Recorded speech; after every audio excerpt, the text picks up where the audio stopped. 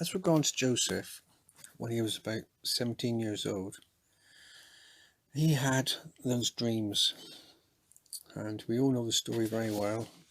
Dreams about the stars and the moon and such, bowing down to him. And Joseph must have been aware that God was going to do something very special in his life. Perhaps even his dear family to bow down to him. And I'm sure he believed in that. I'm sure he knew it was going to happen. But for that thing to happen in his life, it took many more years afterwards. In fact, he was 30 years old when, I believe 30 years old, but finally his dreams came true. And there's two approaches to this. And the first approach is the delay from hearing God's word to God's word being fulfilled. From God's point of view, is a time of preparation. It's a time where he is preparing you for that occasion when the Lord will bring that person across your life. He is controlling all the circumstances in your life. Everything that happens to you is preparing you, amongst other things, for that special person.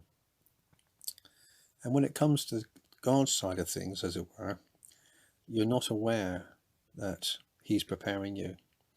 It's not something that you can sort of say, yes, I know today God's preparing me for my future partner, my future spouse.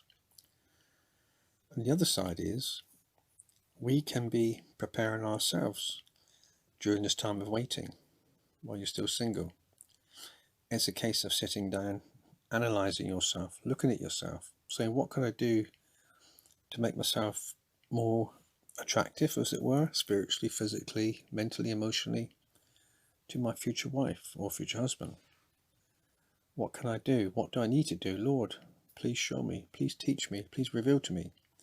And bit by bit, the Lord will show to you parts of your life that you need to change or be prepared to change when that special person comes along. It may be, just a random example, you might be somebody who's got a very strong hobby that requires a lot of time, and you spend a lot of time doing it. And the preparation may be, in this case, are you ready to give up most of that hobby and only be able to do it a few times? Could you cope with that? So, there's lots of different things in our lives when we're single that we need to adjust or to change, to adapt, or to simply ask the Lord to reveal to us what needs to happen, what needs to change in our lives to make us a better person for that future person God has promised us when we were single or when I was single. So, make the most of being single, because there's lots of things you won't be able to do when you're married. And at the moment you're thinking to yourself, I don't care, I just want to get married. But when you are married, there's a lot of things you can't do because you haven't got the time. Maybe you have children.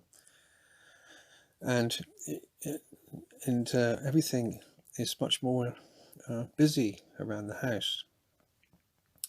When I was single, obviously, I didn't want to be single, but I made the most of it. I got involved in playing the guitar. I taught myself music, to play a number of instruments.